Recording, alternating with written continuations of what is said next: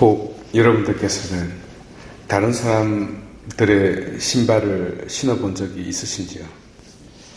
저는 성모교회 세종례 때 우리 성도분들의 발을 씻겨줄 때 매우 남다른 느낌을 받습니다.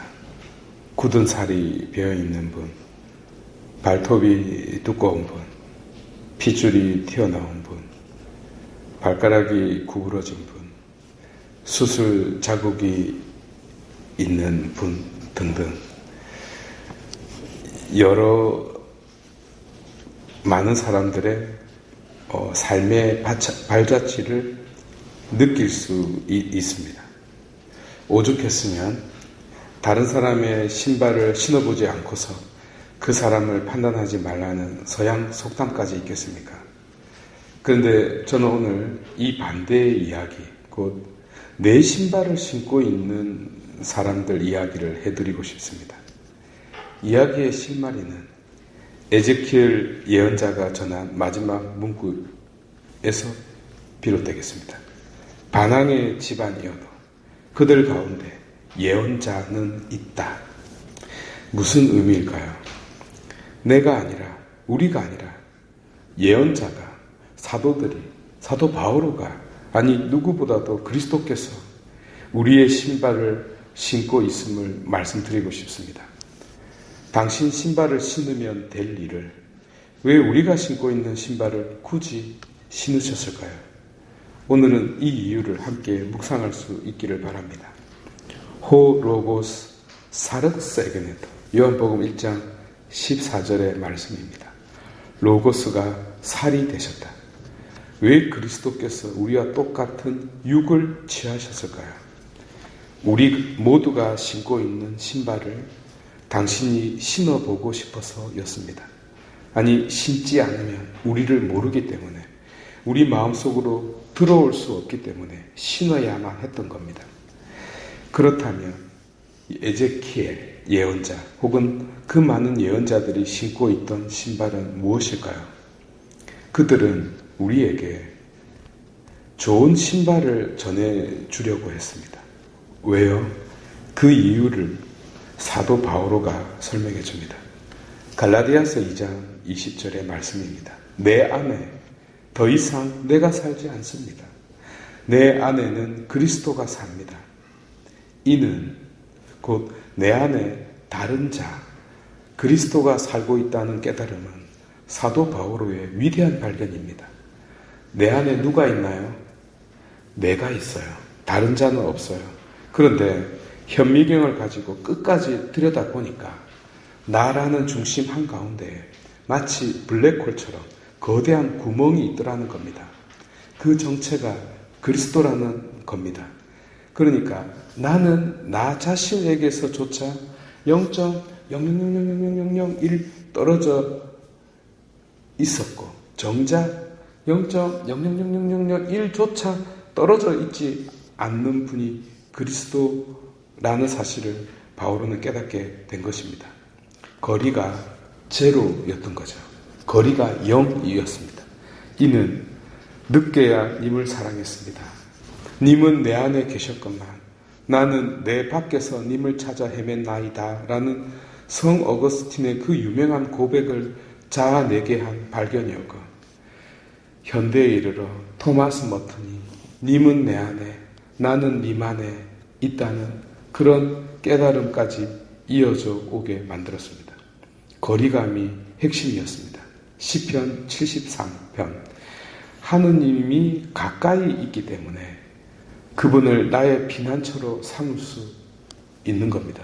63편은 내 영혼이 주를 가까이 따르리니 주님의 오른손이 붙들어 주기 때문입니다. 그러니까 가까이 있으니까 나를 붙들 수 있는 겁니다. 이사야 29장 13절은 그분이 섭섭함을 드러냅니다. 이 백성이 입술로는 어쩌고 저쩌고 하지만 그 마음은 나에게서 멀리 떨어져 있다라고요. 119편은 그래서 당신의 말씀은 내 발의 등불, 내 길을 비추는 등불이라고 노래했던 겁니다. 가장 가까이 있으니까요. 사도 바울은 이스라엘 백성들을 모아놓고 여러 번 연설을 했던 그 내용을 잘 알고 있었습니다. 내용은 많지만 핵심은 우리가 부를 때 응답해 주는 신, 그렇게 가까이 계시는 신이 세상 어디에 있느냐라는 점이었습니다. 여기서도 거리감이 핵심입니다. 얼마나 멀리 떨어져 있는가, 얼마나 가까이 계시는가가 문제의 핵심이자 문제 해결의 핵심이었습니다. 이를 바오로가 수학적으로 정확하게 거리가 제로라고 정의내릴 것입니다. 이는 이후 기독교 영성에 있어서 약방의 감초가 되었습니다. 다시 말해 믿는 이들이 갈아 신어야 할 새 신발을 제공했던 것입니다. 바로 이 희망이 반항의 집안이어도 그들 가운데 예언자는 있다라는 말씀이 되겠습니다. 이 신발의 정체를 깨닫게 해주는 것이 바오로에게 있어서는 믿음이었고요.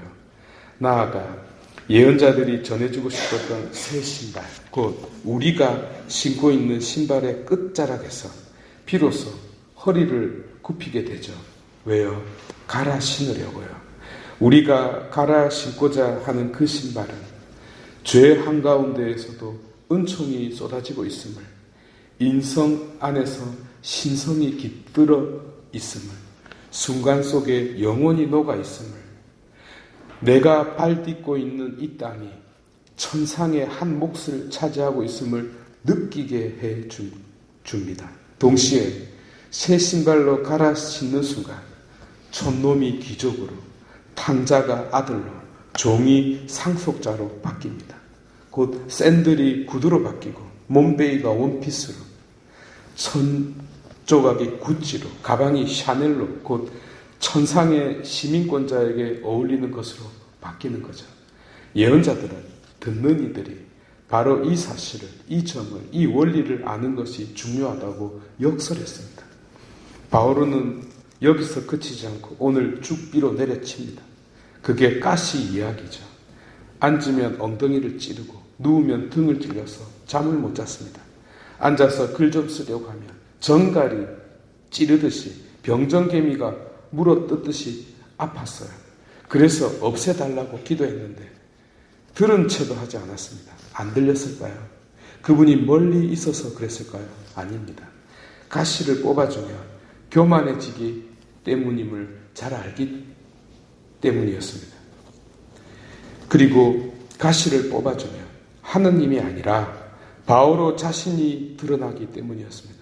그래서 양떼들 앞에서 건방지지 말라고, 오히려 가시와 자갈과 돌뿌리 때문에 아파하는 그 양떼들의 발이 되어라고 그 가시를 뽑아주지 않았던 겁니다.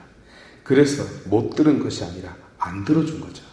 하여 이 세상에서 처음으로 약점을 자랑하는 첫 번째 사람이 되었습니다.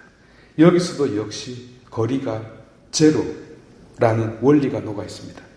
내 색깔이 아닌 그분의 색깔이 드러나면 나는 덩달아 십자가에 못 박힌 영광스러운 그리스도와 같은 모습이 되기 때문입니다.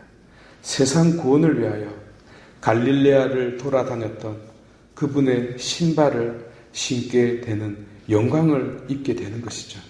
오늘 복음에 나타난 고향 사람들을 보십시오. 그들은 이 신발을 전혀 보지 못하고 있습니다.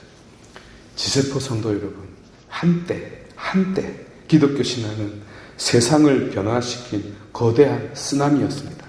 그런데 이 변화 한가운데에, 아니 첫 출발에 땅을 박차 뛰어오르게 만든 신발이 있었습니다.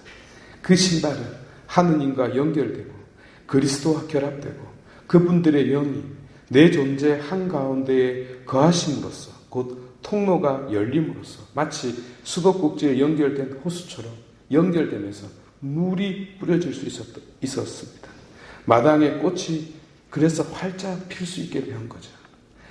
그리고 많은 사람들이 예쁜 꽃들을 구경하러 모여들었고요. 한때 말입니다.